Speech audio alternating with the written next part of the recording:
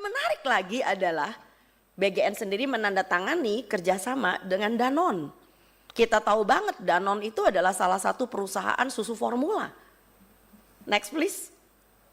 Dan akhirnya karena penandatanganan tersebut, ini juga tadi yang sudah dikeluarkan oleh CISDI, maka BGN sendiri melanggar undang-undang yang kita buat, peraturan pemerintah, ya, karena akhirnya mereka memberikan paket MBG yaitu formula, biskuit balita, ya, dan formula lanjutan, yang mana bangsa kita tidak butuh formula, bangsa kita butuh edukasi, anak bisa menyusu dengan baik sampai dengan insya Allah 2 tahun, anak kita mempunyai MPASI, makanan pendamping ASI karena orang tuanya pinter. Next please.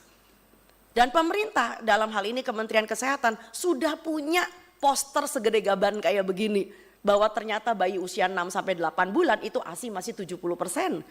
Begitu dia besar sedikit 9-11 bulan, ASI memang tinggal 50%, tapi lihat tingkatan makanannya ditambah. Next please.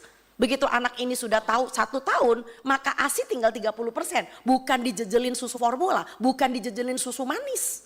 Karena dia harus lebih banyak makan, karena 70% asupannya adalah dari makanan. Dan lihat ketika usia 2 tahun, usia 2 tahun udah gak ada gelas susu di situ, karena giginya sudah komplit. Kedua, karena dia sudah makan, full makan. Jadi bukan karena hal-hal tertentu maka anak-anak ini lalu diberikan kemasan. Bahkan produsen susu formula sendiri sudah menulis di kerdusnya, ASI adalah yang terbaik. Kenapa nggak dibaca? Ya, jadi saya tidak mau BGN itu lalu membenturkan dengan konsep-konsep PMBA yang memang sudah ada. Dan kami para nakes juga termasuk teman-teman bidan dan teman-teman promkes, tenaga pelaksana gizi di lapangan dan para perawat, itu kita sudah mati-matian mengajar masyarakat selama 80 tahun kita merdeka. Dan sekarang dihabiskan hanya karena supaya produk-produk instan ini merajalela. Next please. Nah, kurang apalagi Kemenkes sudah memberikan buku saku panduan kepada Posyandu. Posyandu memberikan ada 2. Yang pertama adalah pemberian makanan tambahan yang sifatnya penyuluhan yang tiap bulan, barangkali Bapak Ibu tahu yang tiap bulan penimbangan dapat telur, dapat bubur kacang hijau, dan sekarang sudah ditegaskan PMT penyuluhan yang disarankan apa, yang tidak disarankan apa. Yang tidak disarankan termasuk biskuit dan aneka nanana dan sebagainya, dan yang disarankan adalah protein yang kaya dengan protein hewani terutama, dibuat secara lokal. Next please. Nah, bahkan sudah diberikan contoh resep makanan tambahan penyuluhan. Dan bagi anak-anak yang mempunyai gangguan gizi, terutama gizi kurang, berat badan tidak naik, Kementerian Kesehatan melalui Posyandu sudah punya namanya PMT pemulihan yang diberikan selama 28 hari, bahkan ada yang 90 hari. Mengikuti panduan seperti yang sudah ada. Jadi mengurus pencegahan stunting, pencegahan malnutrisi, nggak bisa cuma sekedar bagi-bagi makanan. Udah gitu yang dibagi yang nggak jelas juga. Next please.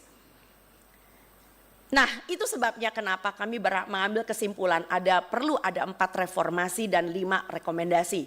Reformasi yang pertama adalah hentikan distribusi makanan kering yang mengacu pada produk industri sebagai UPF. Ya, jangan sampai ini diliput dan sudah sebetulnya. Tapi yang diliput baru tentang keracunan ya di media ABC dari Australia dan Reuters. Itu media asing udah menyorot nih, malu kita, sungguh mati malu. Kedua, hentikan operasional SPPG yang potensial aja itu sudah harus dihentikan. Apalagi nomor 3 yang sudah bermasalah. Banyak masyarakat menanyakan, dok emang di SPPG nggak ada ahli gizi? Ada, tapi setelah teman-teman kami yang lebih senior datang ke SPPG, ya Allah ahli gizinya baru lulus.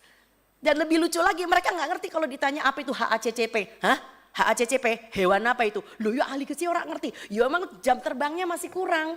HACCP mereka nggak ngerti, ya. Lalu kemudian apalagi bicara tentang UPF. Jadi kenapa Anda lihat itu yang sering kali ditayangkan oleh SPPG itu biasanya cuma hitung-hitungan kalori. Kalorinya cukup, tapi kualitasnya, ya anak sekarang ngomongnya katanya kualitasnya. Nah yang keempat adalah terapkan sistem monitoring, evaluasi dan supervisi yang akuntabel. Ini tidak ada. Dan kami mengajukan 5 rekomendasi. Rekomendasi yang pertama, wilayah 3T. Ya, saya pernah satu platform dengan salah seorang dari kantor komunikasi presiden di Kompas TV. Saya sempat nyecer, rame itu di Kompas TV ketika pertama kali MBG berjalan. Saya tanya, kenapa sasarannya bukan daerah 3T? Alasan beliau adalah karena strukturnya belum siap. Oh baiklah, mari kita tunggu. Ditunggu sampai bulan September, tetap masih belum siap. Ini mau sampai kapan? Karena target yang sebenarnya adalah orang-orang daerah 3T. Yang sekolah mesti nyebrang pakai getek. Yang gurunya mesti pakai eretan. Yang kalau hujan lalu sekolahnya banjir. Di wilayah 3T. Dan tentu saja karena 3T nggak bisa membangun dapur SPPG mewah yang harganya miliaran. Maka kita harus membina kantin sekolah. So adakan modifikasi MBG. Jadi jangan kekeh keras kepala batu harus pakai SPPG. Yang modalnya sekian miliar. Yang harus mempunyai kulkas terbuat dari stainless whatever lah.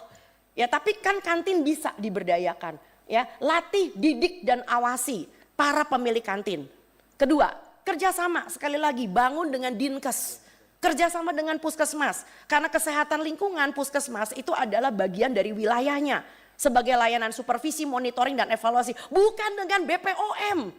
Ya jelas dia kerjasama sama BPOM yang dibagi susu berkemasan sih. Yang ketiga, transparansi keuangan.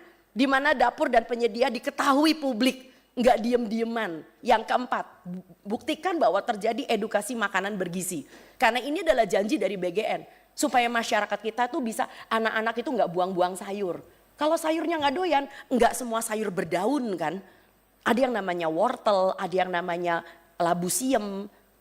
Ya, nggak semua sayur berdaun gitu. Lalu kemudian libatkan bekerja sama dengan tenaga pelaksana gizi puskesmas.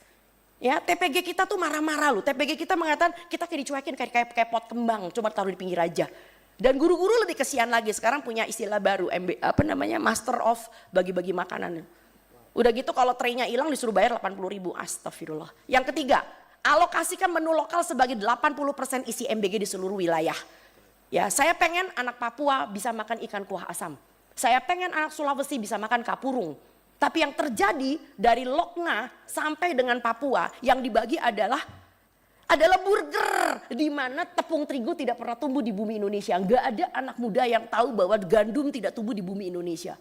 Dibagi spaghetti. Dibagi bakmi gacoan. Oh my God.